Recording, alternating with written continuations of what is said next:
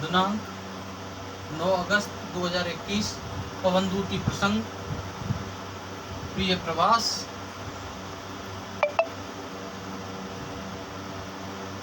अभी हमने पिछले पहले 2 पैराग्राफ की व्याख्या की। आज हम उससे आगे व्याख्या करेंगे। देखें पूजा समय मथुरा मंदिरों मध्य जाना। देखें पूजा समय मथुरा मंदिरों मध्य जाना, नाना वाद्यों मधुर स्वर की मधुरता को बढ़ाना, किवा लेके रुचिर तरु के शब्दकारी फलों को धीरे धीरे मधुर रव से मुग्ध हो बजाना। जब हम संदर्भ और प्रसंग लिखते हैं, संदर्भ प्रसंग हेडिंग डालेंगे, संदर्भ एवं प्रसंग। प्रस्तुत पद्यांश या प्रस्तुत पद्यावतरण या प्रस्तुत कवितांश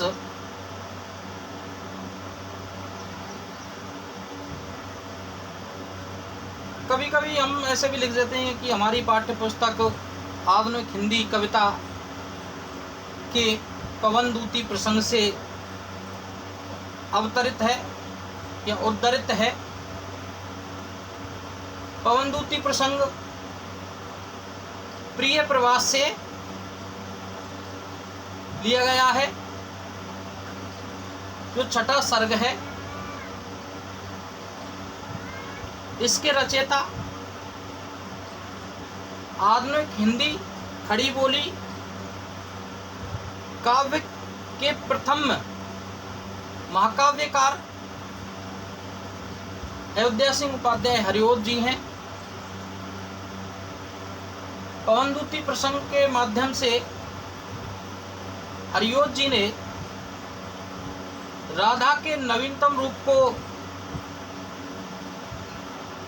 लिया है। राधा को एक समाज सेविका के रूप में प्रस्तुत करते हैं। राधा पवन को दूत बनाकर प्रियतम श्री कृष्ण के पास भेजती है और भेजते समय जो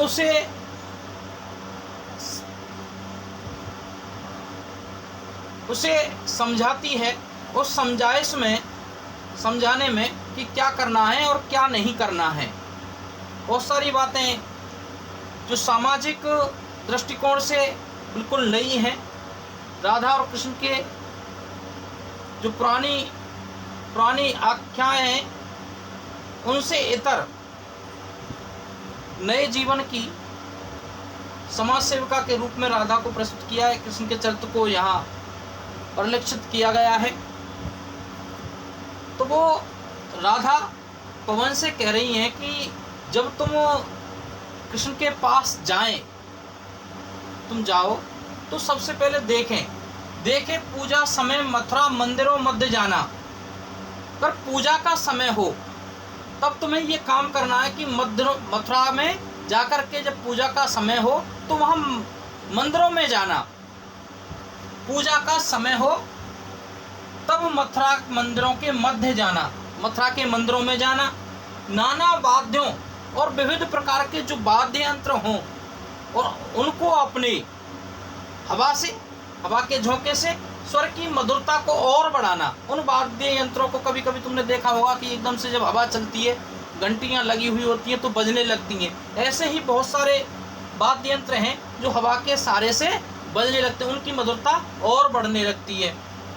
तो राधा पवन से कह रही है कि देखे पूजा समय, अगर मथुरा जाते समय रास्ते में पूजा का समय पड़ जाए तो मथुरा के मंदिरों मध्य जाना, मंदिरों के बीच में जाना और नाना वाद्य स्वर की मधुरता को बढ़ाना। और विविध प्रकार के वाद्य यंत्रों जो बजने वाले बाजे हैं, उन बाजों की जो मधुर स्वर है और उन स्वरों की और मधुरता को और अधिक कर देना।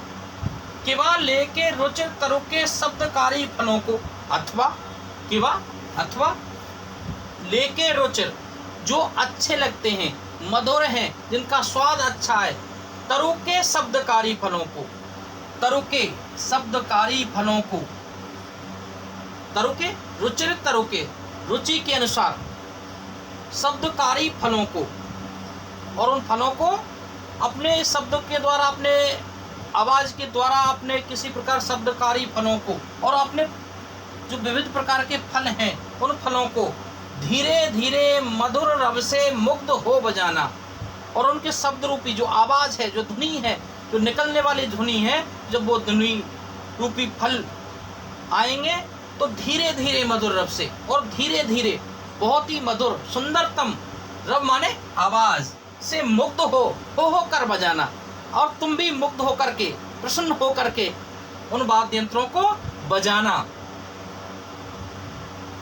नीचे फूले कुसुम तरुके जो खड़े भक्त होवे, नीचे फूले कुसुम तरुके जो खड़े भक्त होवे, फूले माने जो फूल खिल रहे हैं, कुसुम माने फूल, जो ऐसे फूल जो अपने खिले हुए फूलों के तरु को जो खड़े हों भक्त, और उस तरु के नीचे जो भक्त खड़े हों, जिस पेड़ के फूल, जिस पेड़ पर फूल हों और उसके नीचे जो भक्त खड़े हों, जो पूजा अर्चना करने वाले लोग खड़े हों, कि वह कोई उपलगढ़ता मूर्ति हो देवता की, या उससे पवन से राधा ये कह रही है कि अगर मंदिरों के मध्य तुम जा रही हो और मंदिरों के जाकर के विभिन्न प्रकार के वाद्य यंत्रों को बजाना और रुचि से शब्दकारी, यानी अपने शब्दों को, आवाज को और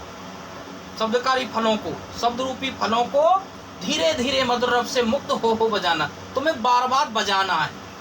और नीचे फूले कुसुम तरुके, और जो उन पेड़ों पर फूल खिले हुए हैं उन पेड़ों के नीचे कोई भक्त खड़े हों, जो भक्त खड़े हुए हों, या अथवा कोई उपले गठता मूर्ति हो देवता की, उपल माने पत्थर की गढ़ी हुई मूर्ति, पत्थर से निर्मित मूर्ति हो किसी देवता की, या किसी देवता की पत्थर द्वारा निर्मित कोई मूर्ति हो उस पेड़ के नीचे, तो डालों को परम मृदुता मंजुता से हिलाना, बहुत सुंदर तरीके से उस पेड़ की शाखाओं को, डालियों को हिलाना।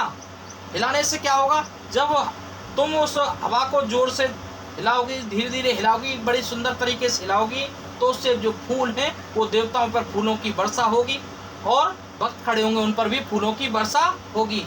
इस उद्देश्य से और यूं वर्षा कर कुसुम की पूजता पूजतों को, और तुम यूं करके जो उस देवता जो पूजने योग्य हैं उनकी पूजा करना। ऐसे बहुत सारे भाव सामों को देते हुए वो यहाँ